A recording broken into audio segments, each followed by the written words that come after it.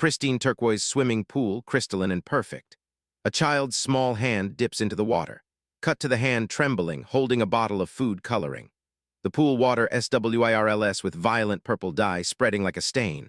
A woman's face, Karen, eyes wide with horror, mouth opening to scream. Cut to a legal notice fluttering in the wind. Cut to a crowd of neighbors, phones raised, recording something off camera. Then a final shot, the same pool, bright green now, with a banner reading, Karen banned all children. The screen cuts to black. Text on screen. She tried to destroy a family over $2,000, but one truth changed everything. A child's laugh echoes. Screen F. Karen Whitmore had spent 3 years and $47,000 on her pool. Not that she was counting, but she mentioned it often, to the mailman, to the next-door app, to anyone unfortunate enough to strike up conversation at the grocery store. The pool was saltwater, heated year-round, had underwater LED lighting in 7 different colors, and a built-in hot tub with jets that cost more than most people's first cars. The neighborhood kids called it the pool, the way medieval peasants spoke of the castle. It was simultaneously the most coveted and most forbidden place in a 3-block radius. The neighborhood was Willowbrook Estates, the kind of place where HOA meetings happened on the first Thursday of every month without fail, where lawns were measured in quarter-inch increments of grass height, and where Karen Whitmore had become the unofficial queen through sheer force of will and an impressive collection of printed-out neighborhood bylaws. She was 42, divorced for 7 years, and had no children of her own. This fact orbited around her like dark matter, present and undeniable, yet never directly acknowledged. Her ex-husband, Derek, had wanted kids. Karen had wanted her career, her independence, her perfect life. She'd won the arguments but lost the marriage. Now she had the pool, the house, the respectable job in pharmaceutical sales, and a faint, persistent loneliness she'd learned to disguise as standards. David Chen was 10 years old and lived 2 houses down on Maple Street with his parents, his older sister Maya, 14, and his golden retriever, Biscuit. His father, Tom, worked as an engineer. His mother, Susan, was a nurse at the county hospital. By all accounts, they were the kind of family that checked every box, stable, quiet, grateful to be in a neighborhood like Willowbrook. David was a good kid, B-plus student, played soccer, helped his dad with yard work. He wasn't the type to cause problems. But 10-year-old boys, even good ones, are made of curiosity and mischief in roughly equal measure. Like a chemical compound, 1 part good intention, 2 parts bad judgment, and 1 part the absolute conviction that nothing bad will happen to them. It was a Saturday in late June, the kind of hot that made the air shimmer and the asphalt soft. School was out. Soccer camp didn't start until Monday. David was bored in the specific way that only childhood boredom can be, a kind of restless energy that needs an outlet and hasn't yet learned to distinguish between harmless and catastrophic. He was in the garage with his friend Marcus, who lived across the street. Marcus was one of those kids who seemed to exist in a constant state of knowing something you didn't. Street smart in the way that kids from busier neighborhoods are, cynical at an age when cynicism should barely be possible. "My mom's got like 50 bottles of food coloring in the pantry," Marcus said, examining his fingernails with studied indifference. "She's always making stuff for the bakery, birthday cakes, cupcakes, whatever." David didn't respond immediately. He was looking at the pool from the garage window, Karen's pool, visible from most angles in the neighborhood because Karen had made sure to position her house on a slight rise and trim her hedges with strategic gaps. It was like she wanted people to see it. "It's just sitting there," Marcus continued. "Doing nothing looks boring." "It looks perfect," David said, and he meant it. The pool was azure blue and utterly serene, like a photograph of summer itself. "Yeah, well, nothing's boring if you make it interesting," Marcus said. He had a way of speaking that made mundane observations sound profound. "Remember when Tyler dumped that whole bucket of glitter in the duck pond? That was cool." David remembered. It had been cool until the environmental department got involved and Tyler's parents had to pay a fine. "We could just add a little," David said, and heard the mistake in his words even as he spoke them. Not "we should," which could be refused, but "we could," which had already moved past the point of permission. "Just make it purple for like an hour, then the filter would clean it out." Marcus grinned, that specific grin that belongs to moments before bad decisions, the grin of someone who had just successfully convinced another person to do what they'd wanted to do all along. David's house was 2 doors down from Karen's. His parents were at his sister's soccer tournament, an hour away. He'd been left in charge of himself with the usual instructions. Don't go anywhere, don't talk to strangers, text if you need anything. All very teenage responsible, which was probably why his parents had felt comfortable leaving him. 12-year-old responsibility did not actually map onto what a 10-year-old could handle. Marcus lived close enough that his mother had made a casual arrangement with David's parents. If David needed anything, he could go to Marcus's house. It was the kind of trust that neighborhoods like Willowbrook operated on, the kind that could evaporate in an instant. David walked the distance to his house and into the garage, a space that smelled like old oil and cut grass. He found the food coloring in the pantry, bottles of it standing in neat rows like tiny soldiers. His mother was meticulous. She labeled things. There were at least 30 bottles: red, blue, yellow, green, purple, teal, hot pink. He took 3 bottles of purple without thinking about what he was doing. The taking was easy. It was the doing that would be impossible to undo. With Marcus trailing behind like a satisfied accomplice, David walked back toward Corinne's house. He didn't use the front gate, too visible, too official. Instead, he and Marcus took the path that cut through the pine trees at the back of Corinne's property. Her pool, visible from the street, became visible from the back as well once you knew where to look. The gate there wasn't even locked. Corinne had installed a $3,000 locking gate at the front, complete with an intercom system, but she'd left the back gate with a simple latch. It was the kind of security theater that made her feel protected without actually protecting anything. The pool deck was empty. A stack of pool loungers stood against the house, bleached by sun. The water was perfectly clear, perfectly still, perfect in the way that nothing in real life ever actually is. David stood at the edge, holding the bottles of purple food coloring. The sun beat down on his shoulders. A neighbor's sprinkler kicked on with a mechanical hiss. Everything was normal. Everything was the same as it had been 5 minutes ago, but in another 5 minutes nothing would be. "Do it," Marcus said. He'd positioned himself by the gate, playing lookout despite the fact that no one was looking. It was theater, the performance of rebellion. David opened the first bottle. The purple liquid inside was vivid, concentrated, almost violently colorful. He poured it into the pool. For one strange moment, nothing happened. The liquid hit the water and seemed to disappear, dissolving into the chlorinated blue like it had never existed. Then the dye began to work. Purple threads spiraled through the water like paint through water, like blood through veins, spreading and dispersing and transforming the pool from pristine turquoise to bruised purple in what felt like seconds, but was probably only 30 seconds. David watched, frozen. This was the moment, the exact moment, when you understand that what you've done cannot be undone. The moment when consequence becomes real. He poured the second bottle. The water deepened. The purple spread like a living thing, hungry and insistent. "Dude, let's go," Marcus said, but he wasn't moving, was he? He was fascinated. They both were. The third bottle emptied into the pool, and Corinne's perfect 3-year, $47,000 investment turned the color of a bruise, the color of something wounded. They left through the back gate, walking instead of running because running would draw attention, moving with the careful deliberation of criminals. David's heart was pounding. His mouth had gone dry. He kept expecting someone to shout, to stop them, to demand to know what he'd done. Nothing happened. They made it to David's garage. They sat on the concrete floor under the fluorescent light and said nothing for what felt like a very long time. "She's gonna know it was us," Marcus said eventually. How, David asked, but he knew the answer. They both knew the answer. Who else would do it? Nobody else goes near that pool. This was technically true. Corinne had made it abundantly clear that the pool was not for neighborhood children. There had been an incident 3 years ago. The story had become neighborhood legend, where she'd had to call the police on a group of teenagers who'd climbed her fence late at night. Police, for kids in a pool. It was the kind of overreaction that cemented her reputation as Corinne, capital K, the kind of woman who called HOA about leaf count on other people's properties. After that, the pool had been weaponized. It was something beautiful that you couldn't have, which made it hurt to look at, which made some part of every kid in the neighborhood want to destroy it, not out of malice, but out of that specific ache that comes from being told no. "Maybe she won't figure it out," David said, but he didn't believe it. "She will," Marcus said. "She always does." This was also true. Corinne had an almost supernatural ability to ferret out misbehavior.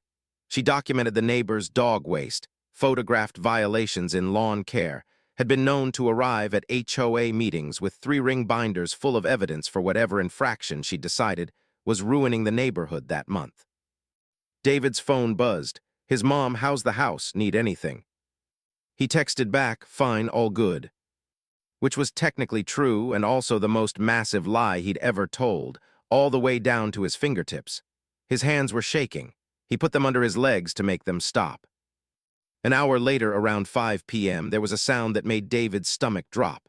A car door, 2 car doors, his parents home early. He heard his mother's voice, "That pool looks strange." There was a pause, a very long pause. His father, "Oh my God, is it purple?" David's life, which had seemed so stable and straightforward 30 minutes ago, had just entered a new timeline. The purple pool was visible from his own driveway. It was glaringly, obviously, undeniably purple, and there were 2 bottles of food coloring still sitting in his mother's pantry, where he'd left them in his panic. He heard his father say, "I'm calling Karen. We should probably see if she's home, if she knows." This was the beat. This was where David's life split into before and after. He stepped outside to find his parents staring at the pool with the expressions people get when they've witnessed an accident. His mother saw him, and something in her face shifted. Not anger yet, just a terrible understanding. "David," she said, and her voice was quieter than it had been a moment ago. "Do you know anything about this?"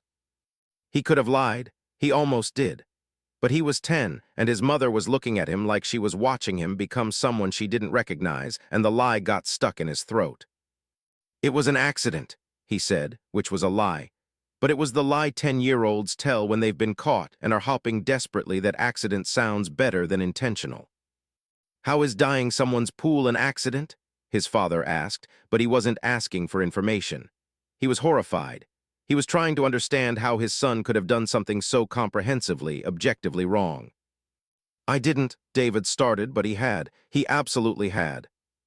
His mother walked back into the house and came back out with the food coloring bottles. She held them like they were evidence in a crime scene, which, in a way, they were. "We're going to talk to Karen," Tom said. "Right now, and you're coming with us." This was worse than getting punished. This was being forced to see, in real time, what you'd actually done. It was the difference between breaking something behind a closed door and breaking it while the owner watches. Karen answered the door in workout clothes, her hair in a high ponytail, her face still flushed from the treadmill or whatever she'd been doing in her air-conditioned house while her pool had been murdered in the backyard. She took one look at the Chens, at Susan, Tom, and David standing on her doorstep like missionaries with bad news, and her face changed. "I know what happened," Tom said before Karen could ask. "David did it. He's sorry. We're here to talk about how to fix it." Karen's expression cycled through several emotions very quickly. Confusion, then understanding, then outrage, then something harder to identify. Satisfaction, maybe. The satisfaction of having been wronged in exactly the way people like Karen expected to be wronged. "The pool," she said. "The purple," David said quietly. "I put food coloring in it." Karen's eyes, which had been locked on Tom, shifted down to David. He saw something in her eyes that he couldn't quite identify, something that looked almost like she'd been waiting for this exact moment, like a child in a neighborhood had finally justified every suspicion she'd harbored about children and neighborhood and the general entropy of the world. "That pool cost $47,000, Karen said. The number hung in the air like a weapon. "I know," Tom said. "We can pay for whatever damage." "Damage?" Karen's laugh was sharp. "The damage is that I can't use my own pool. The damage is the property value. The damage is the principle of the thing." She stepped back and let them see past her through her sliding glass doors to the backyard beyond. The pool was still purple, almost black in the dimming light. It looked like a bruise. It looked like a mistake that had solidified into permanence. "I'll call a pool service tomorrow," Karen said. "You'll pay for it full cost, and I'm documenting this with the HOA. She didn't sound angry exactly. She sounded certain, like she was reading from a script she'd already written. "Karen, he's 10, Susan said. "It's food coloring, the filter will." "I know how to maintain my pool," Karen said. "What I don't know is how to maintain a neighborhood full of children who think they can do whatever they want." She closed the door, not slammed it, just closed it with a quiet, definitive click. The walk back to their house was silent. David's father had his hand on David's shoulder, but it felt less like comfort and more like restraint. His mother was already on her phone, probably looking up pool cleaning services, probably checking their bank account, probably mentally calculating the cost of their son's 30-second lapse in judgment. "We'll talk about this after dinner," Tom said when they got inside. "Go to your room." David went to his room, which suddenly felt very small, and lay on his bed in the gathering dark.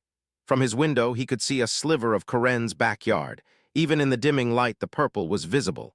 A stain, an evidence, a thing that couldn't be unfixed. He didn't know yet what was coming. He didn't know that this moment would spiral outward, touching people he'd never met, destroying relationships he didn't know were fragile, and ultimately revealing truths that the neighborhood had worked very hard to keep buried. He just knew that he'd done something bad, and that consequences were assembling themselves in the darkness like soldiers taking their positions before a war. The pool cleaning service arrived on Monday morning at 8 a.m. sharp. Corinne had called them immediately, hadn't waited for the weekend, hadn't given the Chens any grace period to figure out logistics. She'd called them with the urgency of someone reporting a burglary, and the service had bumped her to the front of the queue, probably because she'd paid the premium for emergency service, probably because she'd sounded exactly like the kind of person who would leave a detailed review about response time. David watched from his window as the truck pulled into her driveway, as men in polo shirts with the company logo began unloading equipment. He'd been grounded, of course. No soccer camp, which had been canceled anyway because his parents had decided that public humiliation was apparently not enough of a consequence. He was confined to the house except for school, and school didn't start again for 6 weeks. But the real punishment had been worse than the grounding. It had been the conversation with his parents. The disappointment had a weight to it that actual punishment, hitting, yelling, any physical expression of anger, wouldn't have carried. His father had used the phrase, "I don't know who I was looking at when I saw you do that," which had lodged itself in David's chest like a splinter. His mother had cried, actually cried, and had said, "Hospitals are full of people who are hurt or dying, and I have to go to work knowing my own son thinks it's funny to destroy things." It hadn't been funny. It had been stupid and impulsive, and looking back now from the prison of his room, genuinely evil in the specific way that 10-year-old mistakes can feel evil when you're seeing them reflected in your parents' faces. The pool service worked for 3 hours. They added chemicals. They ran the filters. They added more chemicals. Around 11 a.m., Corinne emerged from her house in a sundress and sunglasses and stood at the edge of the pool, watching them work like a general observing troops. David recognized the posture from other neighborhood encounters.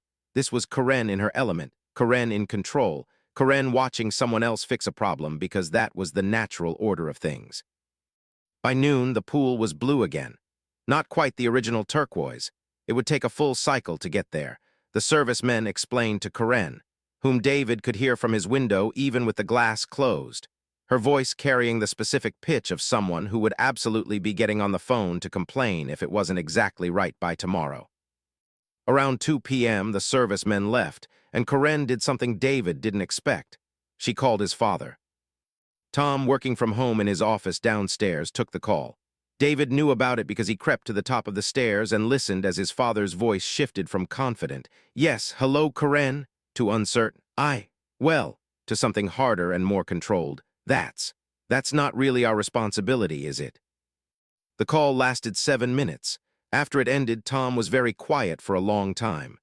David heard him get up, heard him come upstairs, heard him knock on David's door. "The pool service cost $3,400, Tom said without preamble. "Plus, there's apparently an issue with the water chemistry that requires a specialist, which will be another $1,200.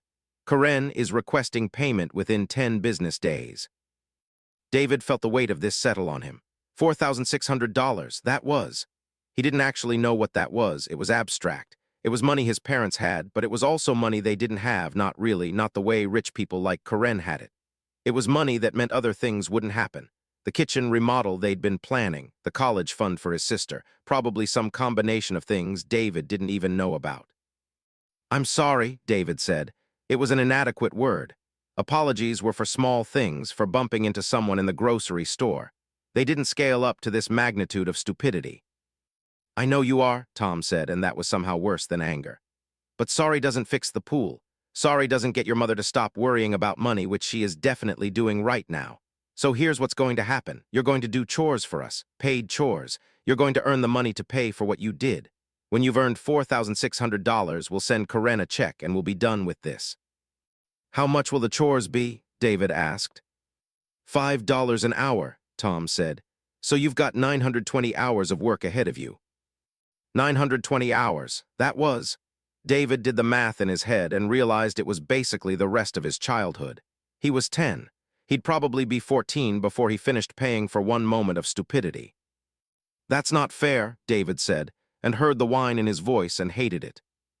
What's not fair, Tom said, is that your mother is a nurse who works 12-hour shifts and has to come home and worry about money because her son didn't think for 30 seconds before making a decision. Life's not fair, David. Welcome to learning it the hard way. He left. David sat on his bed and felt something curdle inside him. Not shame, not exactly. Something harder and more complicated. Resentment, maybe. Or the understanding that actions had teeth and those teeth would keep biting for a very long time. That evening, Karen posted on the Willowbrook Estates community Facebook page. Just wanted to let everyone know about a violation that occurred on Saturday. A child trespassed on my property and vandalized my pool to the tune of $4,600 in damages. While I appreciate the family's eventual response, I think it's important that we all understand what we're dealing with. Our HOA bylaws are in place for a reason. Our property values are at stake. Our safety is at stake.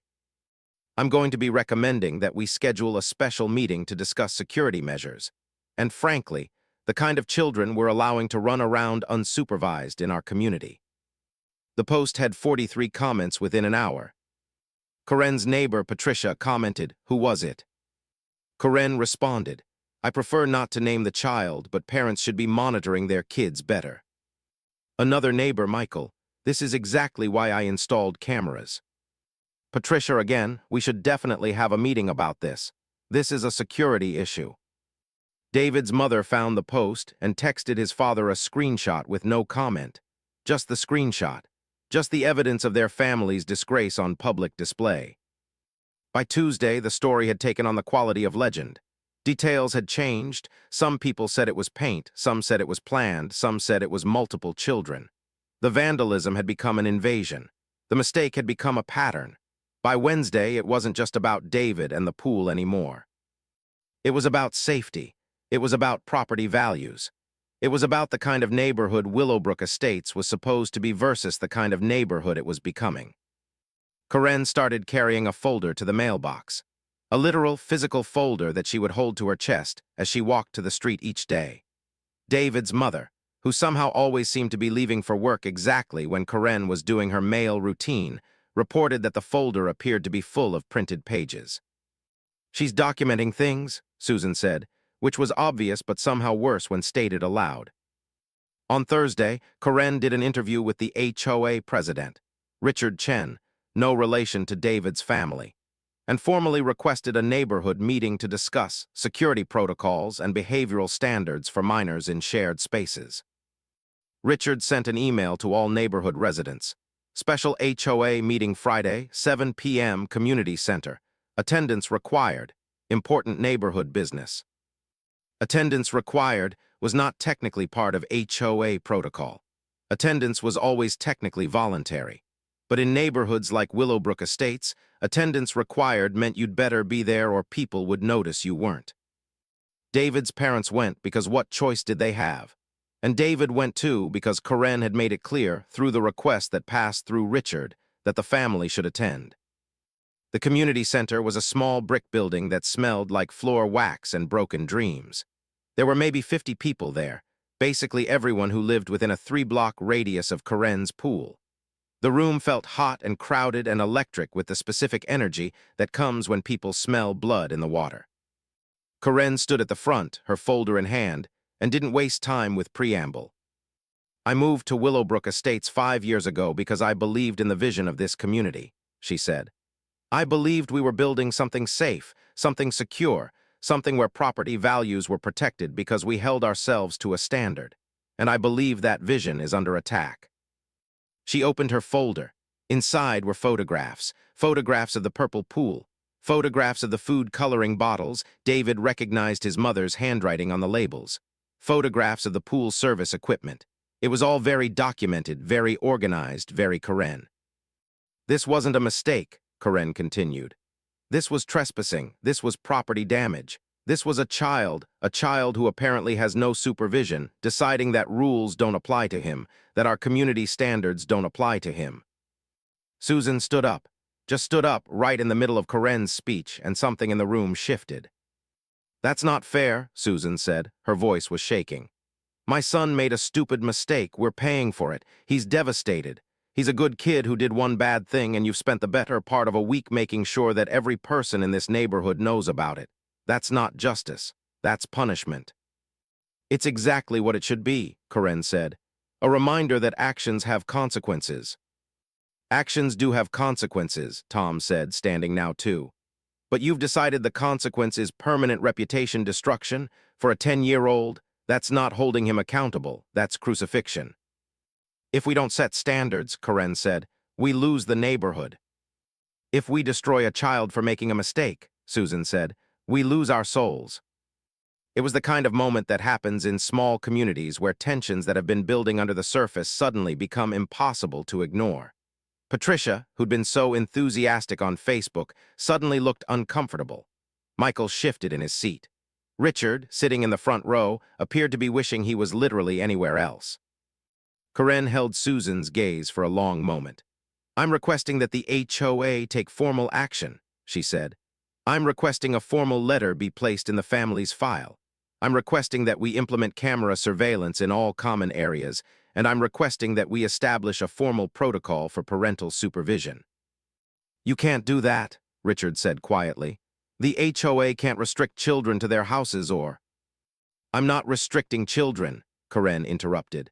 "I'm requiring supervision, and I'm requiring consequences for those who violate neighborhood standards." "Karen," Michael said slowly, "the kid paid for the pool. The parents are handling it. What more do you want?"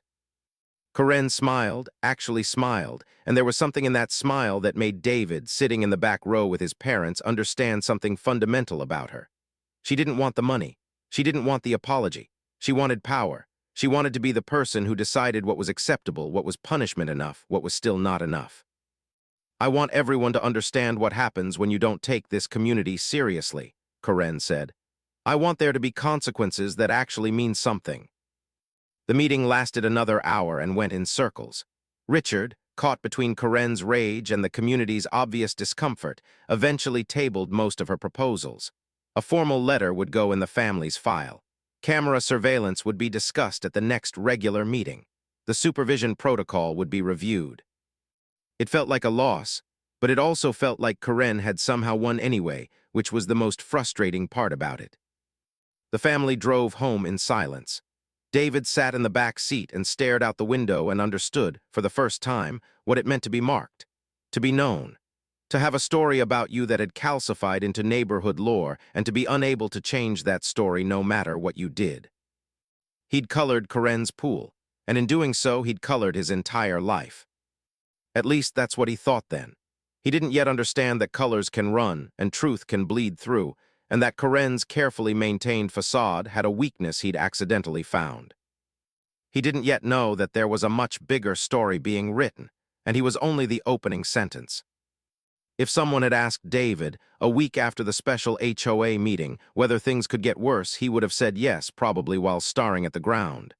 But he wouldn't have expected the thing that actually happened. Things got better, or at least they got different. It started small, invisible. A neighbor named Janet, she lived 2 blocks over, David didn't really know her, happened to be talking with Susan at the grocery store. This was July now, 3 weeks after the pool incident. The neighborhood had moved on from the Facebook post. The drama had faded from the internet's attention, but the scar tissue remained. People still looked at David differently. Parents still made sure to tell their kids to stay away from his house, as if stupidity was contagious. Janet mentioned, casually, that she'd noticed Karen had filed a complaint with the county records office about the Chen family's lawn being in violation of HOA bylaws. This was true. Karen had documented that the grass was 2.7 inches tall when the maximum allowed was 2.5 inches. An inspection had confirmed the violation. The Chens had received an official letter. But here's the thing, Janet said, and Susan said later that she could tell Janet was delivering something she'd been waiting to say. My husband went through all of Corinne's violations because we got curious.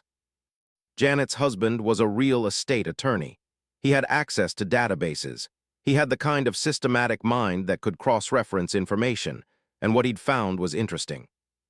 Corinne Whitmore's house was in violation of at least 7 HOA bylaws. Not in the documented official sense, Corinne was clever enough not to get caught in that way, but in the technical sense. Her pool heating system was more than 6 inches above the allowed height specification. Her landscaping in the front yard had trees that exceeded the 20-foot height maximum by 3 feet. Her house color, the exact shade of eggshell white she'd repainted it in last year, was technically outside the approved palette, being 1/8 of a shade too light. Her trash cans weren't properly screened from the street. Her mailbox style predated a 2016 HOA regulation requiring all new mailboxes to meet specific aesthetic standards. And while existing mailboxes were grandfathered in, hers had technically been replaced in 2018, which meant it should have been updated to current standards. There were lots more. The kind of tedious, meticulous violations that Corinne was very good at applying to other people, but apparently less good at applying to herself. He says it looks like she's never been cited for a single one, Janet said. But the Chen's lawn being 0.2 inches too tall, that's an official violation. He's wondering if maybe Corinne has an understanding with Richard. Richard was the HOA president, and he was, coincidentally, Corinne's yoga instructor's ex-husband's brother. Not that that meant anything, probably. Susan had told Tom, who had stewed on this information for 2 days before doing something neither of them expected. He'd filed a formal complaint with the HOA about Corinne's violations. Not out of revenge, exactly, but out of a specific kind of petty justice that good people sometimes arrive at when they're tired of being treated unfairly. The complaint went through Richard, who had to actually investigate it, which meant going to Corinne's house and measuring things, and documenting them with the same ruthless precision that Corinne had documented everyone else's inadequacies. Corinne, standing in her driveway while Richard measured her trash can screen and found it 1.5 inches too short, understood immediately what had happened. She understood that the Chens, or more accurately, the Chen's attorney neighbor, via the network of neighborhood gossip, had weaponized the same system she'd been using to keep the neighborhood in line. Her face, Richard said later to his wife, had gone very still and very cold. I'm obviously going to fix these things, Corinne said. Yeah, Richard said. He was uncomfortable. He knew what he was doing. He knew that he should have caught these things earlier, that the fact he hadn't was probably because Corinne had implied, very subtly, that there was nothing to catch. Right away. I'll give you 30 days. Corinne got the work done in 14 days. New trees planted. The pool system adjusted. The mailbox replaced. The house re-examined shade by shade until it was precisely within spec. It was the kind of rapid, aggressive response that only came from extreme fury. But here was the thing. Once you started looking at the neighborhood through that lens, everything looked different. Janet's husband dug deeper. He looked at property records, which were public.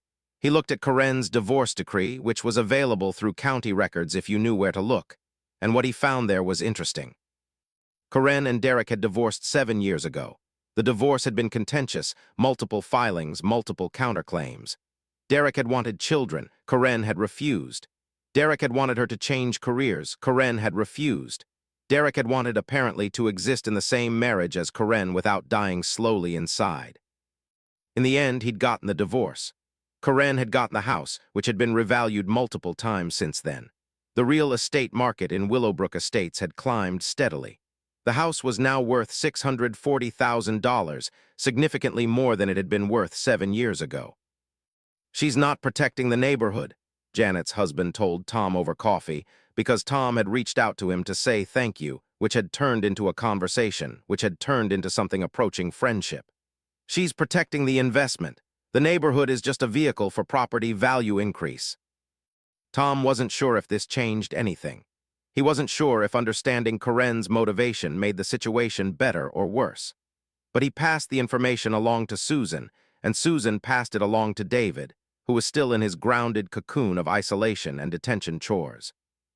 David listened to his parents discuss this over dinner and felt something shift in his understanding of the world. It wasn't forgiveness for Karen, she'd still tried to destroy his family. But it was a kind of clarity. She wasn't evil, she was frightened.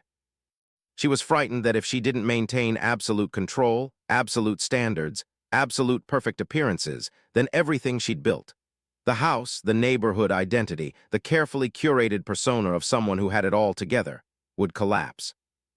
The fear made her dangerous in the way that fear always makes people dangerous.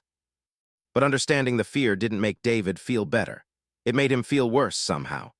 It made him understand that the world was more complicated than good people and bad people, and that tragedy often came from people trying to protect things that were fragile, doing so badly and destroying things that were stronger but more flexible. By mid-July, something had shifted in the neighborhood consensus. The same people who'd been supportive of Karen's campaign against the Chen family were now mentioning the violations. Richard, exhausted from the sudden complicated politics of the HOA, had announced he wouldn't be running for re-election. A new presidential candidate had emerged. Patricia, who'd been so enthusiastic on Facebook, had apparently thought better of it and was now positioning herself as a moderate candidate interested in community harmony and proportional responses to situations. Karen was no longer the unquestioned queen of Willowbrook Estates. She'd been something worse. She'd been revealed as flawed, fallible, motivated by things other than the perfect articulation of neighborhood rules. And people could taste weakness. What David didn't know was that the real exposure was coming. The crack in the foundation was about to turn into a fissure, and the fissure was about to crack the whole structure open. It started with Maya, David's 14-year-old sister. She was doing a project for her summer school class, something about environmental impact and property development, and she'd been assigned to look at the neighborhood's building permits and development history. Just routine research. Just clicking through the county records office website, which was public, which anyone could access. She found something odd. Karen's pool had been installed 3 years ago, which was correct. But the building permit for it had required a variance, a specific exemption from normal zoning laws, because the pool was technically in violation of setback requirements. The variance had been granted, which was unusual, because variances required a hearing and public notification and community input. There was no record of a hearing or public notification or community input. There was just the variance, granted and finalized. Maya, who was 14 and therefore had the specific kind of moral clarity that only comes from not yet understanding how the world actually worked, mentioned this to her father. "That's weird," Tom said, and decided to look into it further. What he found was that the variance had been granted by Richard, not as an HOA president, because the HOA didn't have that authority, but as a member of the County Planning and Zoning Board. It was a volunteer position, something Richard did once a month during official meetings. And according to the records, Richard had approved the variance without the required public hearing. This was technically illegal, or at least it was technically not the correct procedure. It was the kind of thing that probably happened all the time in small neighborhoods, bureaucratic shortcuts that everyone looked away from. But it was also the kind of thing that, once documented, became impossible to ignore. Tom, still angry about the pool situation, still resentful about how Karen had tried to destroy his family, considered this information. He had choices. He could report it to the county. He could let it alone. He could use it as leverage against Karen as blackmail. He reported it to the county, because that was the kind of person Tom was, someone who believed that systems were supposed to work a certain way, and that when they didn't, you were supposed to report that, regardless of personal consequence. The county opened an investigation. Richard, confronted with the documentation, admitted that the hearing had been skipped. He claimed it was administrative oversight. He claimed it had been a mistake. He claimed that the proper procedure would have been followed if he'd paid better attention. But here was the thing. The variance had been granted to Karen Whitmore. Karen had bypassed public procedure. Karen had gotten special treatment. Karen had been willing to let the system be bent for her own benefit, as long as it served her purposes. And Karen had simultaneously been using that same system, correct procedure, documented violations, official citations, to destroy a 10-year-old child's reputation. The hypocrisy, once visible, became the only thing anyone could see. The county called for a formal review of the variance. They reached out to neighbors to ask if there had been concerns about the pool installation at the time. Nobody answered with a yes because nobody had known anything was wrong. But the question itself, the official question from an official source, changed the conversation from "is there a problem with this variance" to "there is a problem with this variance and we're investigating it." Within a week, the variance was being called into question. Within 2 weeks, Karen received a notice that she needed to either remove the pool or file for formal variance approval with public hearing, which would be scheduled for 3 months out. Karen had to schedule the public hearing. There was no choice, and everyone in Willowbrook Estates knew about it. Everyone knew why. Everyone had put together the sequence of events. The Chen child colors the pool, Karen retaliates, the Chens discover Karen's violations, the violations are reported, and in the process of investigating Karen's violations, the county discovered something worse. The public hearing was scheduled for August 30th. That was 5 weeks away. 5 weeks for the story to ferment and grow and be told and retold until it had become something much larger than any individual fact. David, still grounded but no longer quite as isolated as he'd been, was working on his paid chores, mowing the lawn, washing the car, doing dishes, when his father sat down with him one evening and explained what was happening. "You need to understand something," Tom said. "This doesn't make what you did okay. You still violated her property. That was still wrong. But sometimes when one wrong meets another wrong, things get complicated." "Is she going to lose the pool?" David asked. "I don't know," Tom said. "She might. The variance might not be granted. The county might decide the whole thing needs to be removed." "Because of me?" David asked. "No," Tom said. "Because of her, you started this. She made it worse. And now she's dealing with the consequences of how she chose to handle it." David processed this. He'd been thinking of himself as the villain, the kid who'd done something bad and destroyed things. But in the retelling, he'd somehow become something more complicated. He'd become a catalyst, an ignition point, not responsible for the explosion, but the thing that had sparked it. It didn't make him feel better. It made him feel stranger, more aware of how actions rippled outward in ways he couldn't control. That night, David lay in his bed and looked out his window at Karen's house. The pool was lit up in its nighttime blue, beautiful and serene, possibly temporary. He damaged it, and she'd tried to destroy him in response. And now, through a series of connected events and revelations and small acts of justice, she was about to lose it anyway. It felt like a story that was supposed to have a moral, but David couldn't figure out what it was. That actions have consequences. She'd learned that. That justice comes for everyone? Maybe. That the thing you fight to protect the hardest is the thing most likely to be taken from you. He fell asleep without figuring it out. In her house 2 blocks away, Karen was staring at the variance letter and the investigation notice and understanding that everything she'd spent 7 years building was about to be contested in public, with neighbors as witnesses, with her competence and judgment on trial. She'd meant to set an example. She'd meant to enforce standards. She'd meant to protect the neighborhood. The Willowbrook Estates County Planning and Zoning Review hearing was scheduled for the evening of August 30th at 6 p.m. in the county courthouse, a 2-story brick building that smelled like floor wax and institutional disappointment. The hearing room was small, designed for the kinds of quiet, boring municipal meetings where 4 people would show up to discuss zoning variances. It was not designed for the approximately 150 people who showed up to watch Karen Whitmore's variance be questioned and potentially revoked. News had traveled. The story was too good not to travel. A woman tries to destroy a child over a pool incident, accidentally exposes her own corruption, and now faces public hearing about the very structure she'd weaponized. People came from other neighborhoods just to watch. People came with phones ready to record. People came with the specific hunger that human beings have for watching someone else fall from grace. Karen sat at a table in the front, with Richard sitting beside her, not as moral support, but as an official record keeper. She wore a navy blazer and carefully applied makeup that didn't quite hide the fact that she hadn't been sleeping well.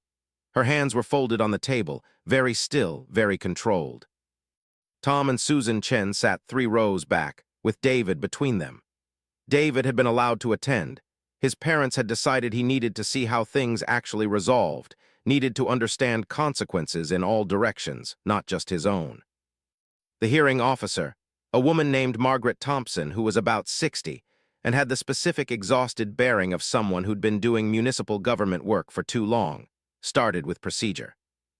We're here tonight because a variance granted in 2020 for a residential pool installation has been flagged for procedural review, Margaret said.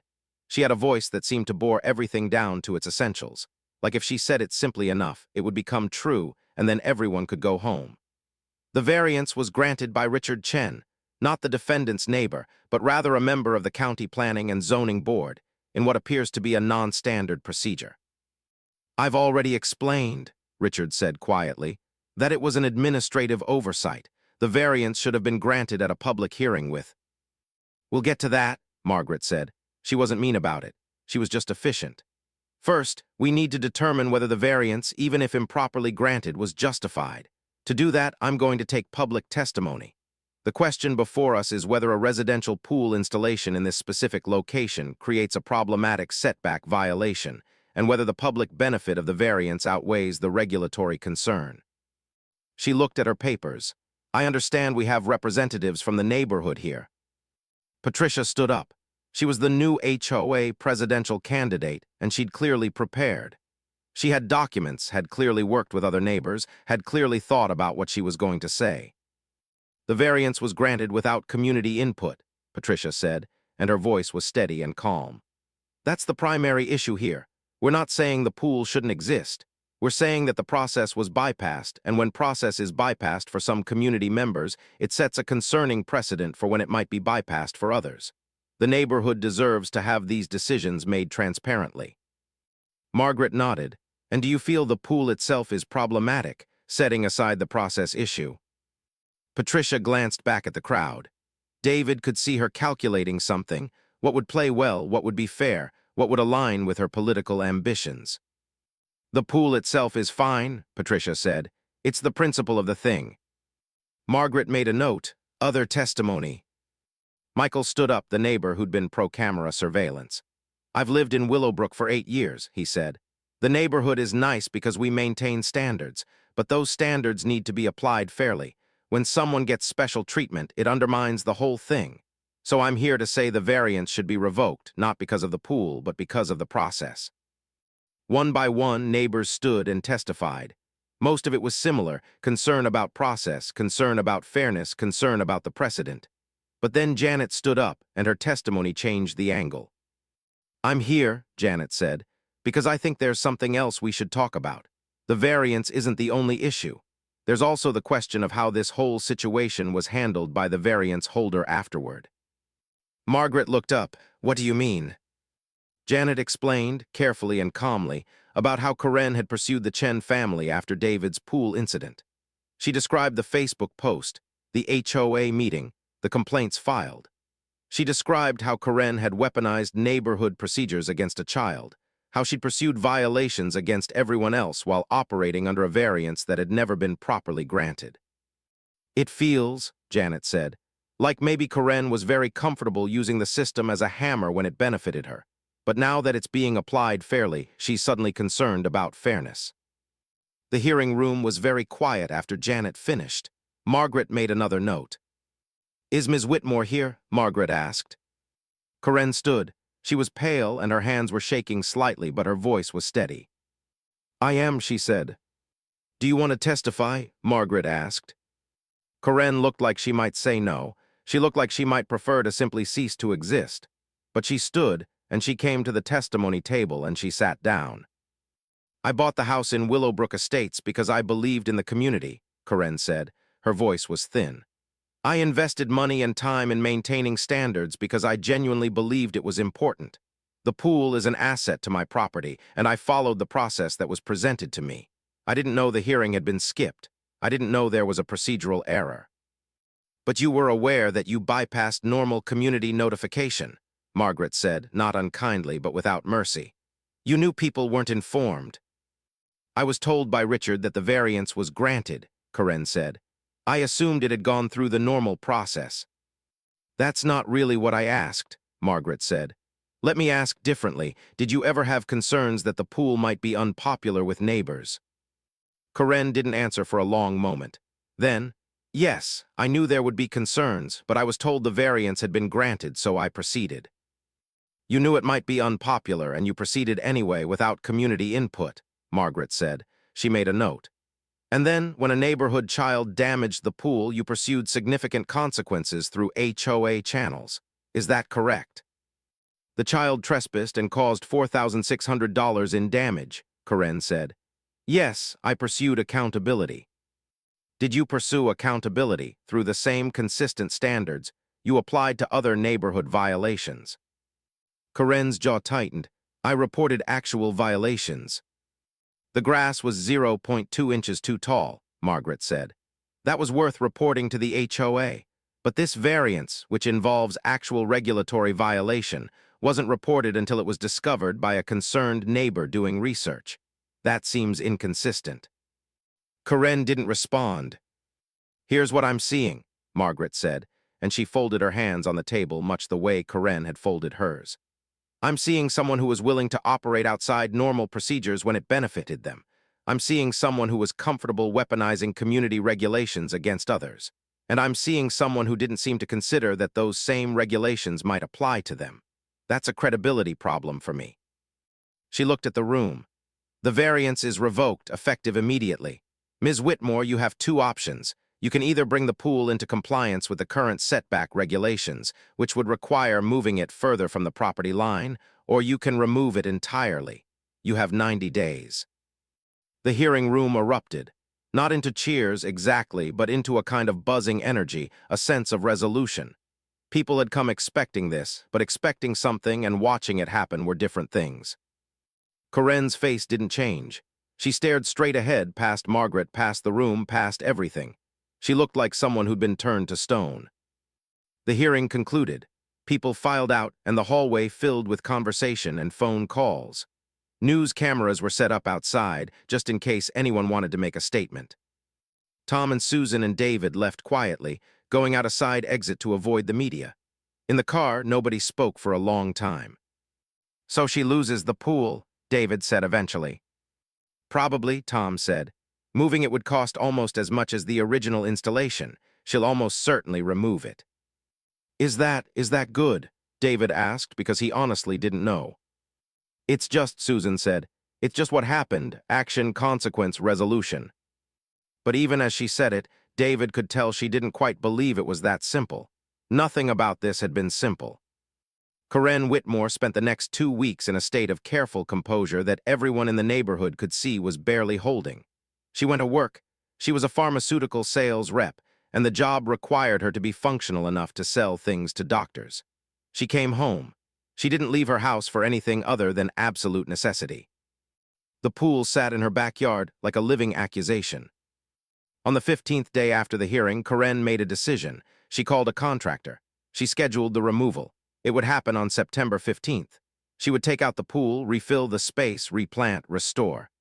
The whole thing would cost about $12,000, nearly as much as the original installation, but at least it would be finished. David watched from his window as the day approached. His father had told him that he should probably take a walk if he wanted to see it happen. Karen had made her preference for privacy abundantly clear, and hanging around watching would be disrespectful. But David found himself on a walk that day, a walk that just happened to pass by Karen's house from the street side, a walk that just happened to coincide with the contractors arriving. He watched as they drained the pool. It took hours.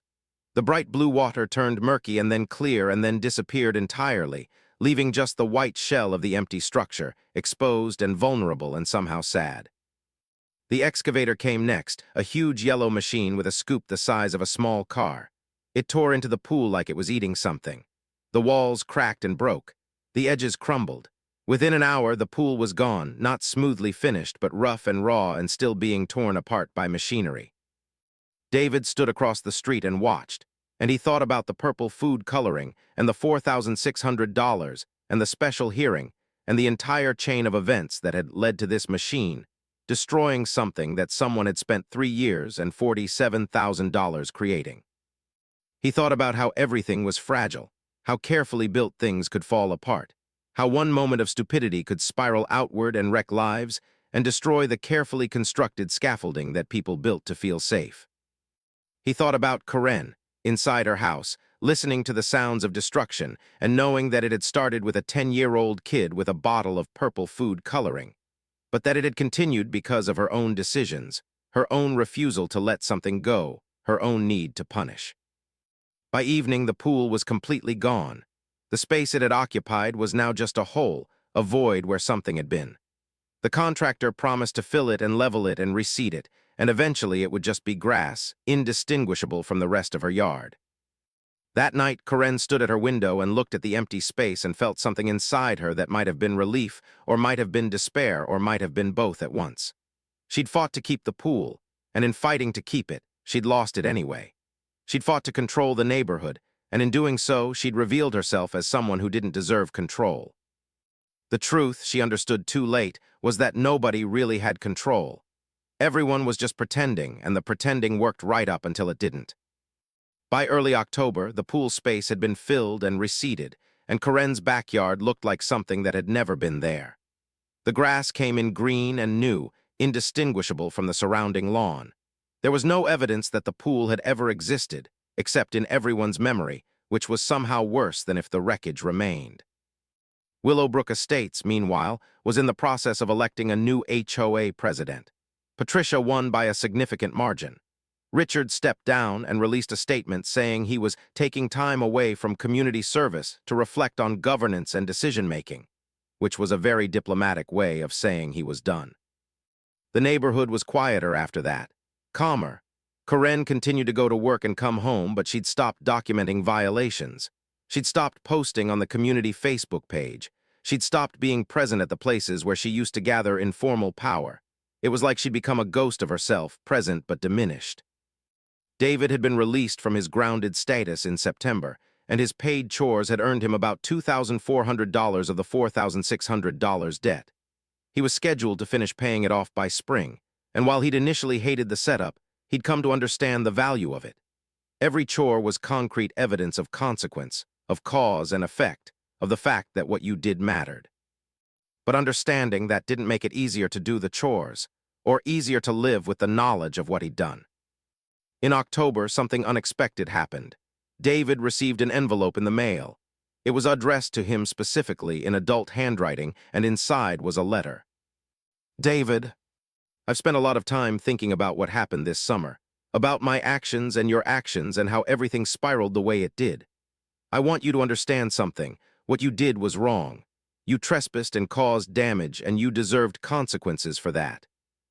But I handled it badly. I was so angry. And I think some of that anger wasn't really about you or your family, but about other things in my life that made me react in ways I shouldn't have. I used the neighborhood procedures to hurt you, and that was wrong, regardless of whether you'd done something wrong first. I can't undo what happened this summer. The pool is gone, and my reputation is damaged, and the neighborhood will always see me differently now. Those are consequences I deserved, but I wanted you to know that I recognize that my response was disproportionate. I'm not asking for forgiveness. I'm not sure I deserve it. I just wanted to tell you that I know I was wrong and I'm sorry, Corinne Whitmore.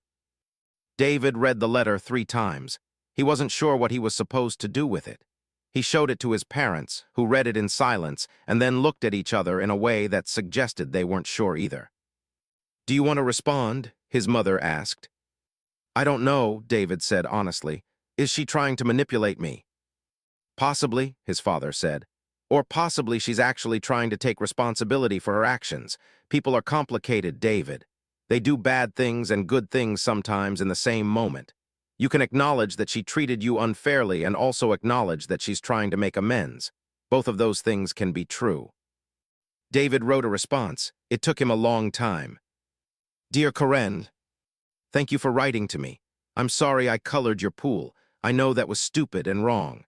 I understand now that you were right to be upset, but I also understand that what came after was bigger than what I did. I forgive you, not because you deserve it, but because I think you're trying to be better, and that matters. David Chen. He gave it to his mother to mail, and then he tried not to think about it. But something shifted after that exchange, something small but real. The neighborhood didn't go back to normal. There was no normal to go back to, but it became something else. People were kinder to each other, maybe because they'd been shown how quickly kindness could evaporate. Patricia's first initiative as HOA president was to implement a community mediation process for disputes, designed specifically to prevent future situations like the one with Karen. Karen continued to be isolated, but it was a different kind of isolation than it had been. It was the natural result of changed relationships, not the enforced punishment that had been imposed after the variance hearing. Slowly, and not without awkwardness, she began to be reintegrated into the neighborhood. Not welcomed back exactly, but acknowledged as someone who lived there, someone who had made mistakes, someone who was trying to do better. It took months. In December, David's paid chore debt was fully paid off. His parents threw a small dinner to mark the completion of his consequence, which was weird and uncomfortable, and somehow exactly right. He'd earned the $4,600 through a specific, documented, literal exchange of his time for money. He understood now, in a way he wouldn't have if they'd just paid the bill themselves, exactly how expensive his mistake had been. "You're free now," his mother said at dinner. "From the chores?" David asked. "From the debt," she said. "The chores will continue, you still live here, but you're square, you've paid what you owed." It didn't feel like freedom exactly. It felt more like resolution, like a story that had reached its end, not a happy ending, but a complete one. In January of the next year, nearly a year after David had poured the food coloring into Karen's pool, a new neighbor moved into the house 3 blocks over. They had kids, a 6-year-old and an 8-year-old. The 8-year-old immediately struck up a friendship with David. Her name was Sophie, and she was oblivious to the history of Willowbrook Estates. She didn't know about the pool, the variance, the public hearing, the destruction. She just knew that there was a 10-year-old, almost 11 now, who lived 2 blocks away and who was willing to teach her how to play soccer. One day when they were walking home from the park together, Sophie asked David why Karen, who lived in that house there, looked so sad all the time. David thought about how to answer that. He thought about explaining the entire sequence of events: the pool, the food coloring, the hearing, the destruction. He thought about the burden of making a child understand the weight of consequences and community judgment, and the specific loneliness of having done something wrong and having the entire neighborhood know about it. "She did something she regrets," David said finally, "and she's working on being better." "Will she ever not be sad?" Sophie asked, with the kind of direct child logic that adults had trained out of themselves. "Maybe," David said, "eventually if she keeps trying." They kept walking, and David realized that he meant it. He actually believed that Karen, through the slow accumulation of attempts and failures and small acts of reintegration, would eventually not be quite so sad. That recovery was possible, that consequences could be served and survived, that communities could rupture and potentially heal. It wouldn't be like the pool had never happened. Scars don't disappear, they just fade over time. The neighborhood would always know that Karen had tried to destroy a family, and Karen would always know it too. They would all carry that knowledge like weight. But weight could be borne, it could be shared, it could eventually stop crushing you. In the spring, Karen did something small and significant. She planted flowers in the space where her pool had been. Not the cheap landscaping solution that the contractor had suggested, but a real garden.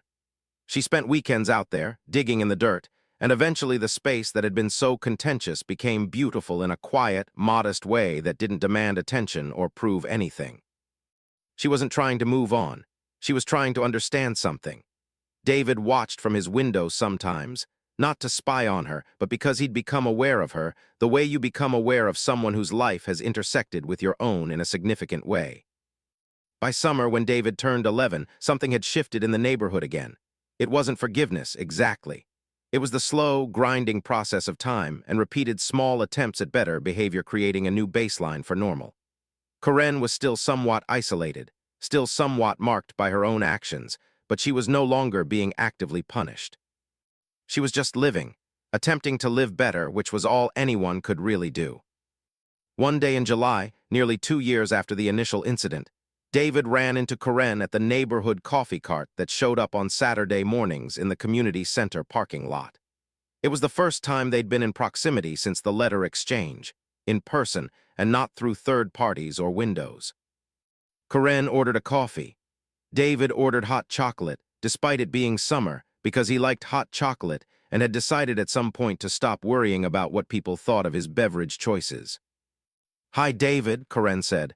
It was just a greeting, simple and direct. "Hi, Corinne," David said back. There was a pause.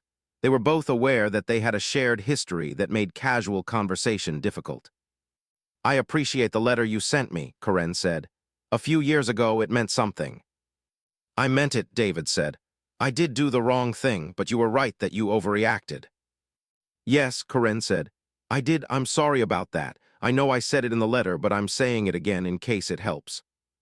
"It does," David said. "The garden looks nice." Corinne glanced back toward her house. "It's something I'm working on, a project, something to keep busy and think about things." "It's nice," David repeated, because he wasn't great at conversation and he meant it. And sometimes the most true things are the most simple things. Corinne smiled, a small smile, not the careful, weaponized smile she used to deploy, but a real one. "Thank you, I think so too." She left with her coffee, and David stayed with his hot chocolate, and that was the extent of the encounter. It wasn't resolution. It wasn't forgiveness in the grand sense. It was just two people acknowledging that they'd both been part of something difficult, and that they were both trying to live with what had happened. That night, David lay in his bed and thought about how the story had ended. Not with Corinne losing everything. She'd lost the pool and her reputation and her place as neighborhood authority, but she hadn't lost her house or her job or her ability to eventually rebuild. Not with the Chens receiving perfect justice. They'd spent money on pool service. They'd had their privacy violated. They'd been publicly shamed. But they'd also been vindicated when the truth came out. Not with David being permanently marked by his childhood mistake, because he'd learned and grown and understood over time that one bad decision didn't define a person forever.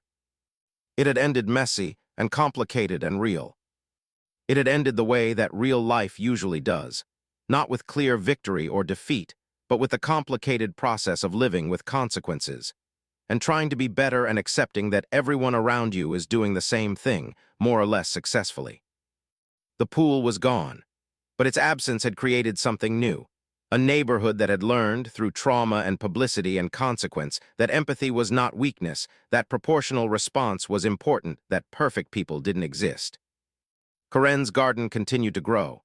David continued to do his chores, then stopped doing them when he turned 14 and went to get an actual job. Sophie continued to live in the neighborhood and be blissfully unaware of the history written into the soil there. And Willowbrook Estates, like all communities, continued to be complicated and difficult and worth caring about, precisely because it was. The purple was gone. The pool was gone. What remained was the slow, difficult, necessary work of learning to live together despite knowing each other's worst moments. And that, David understood as he got older, was perhaps the most important thing of all lashes white.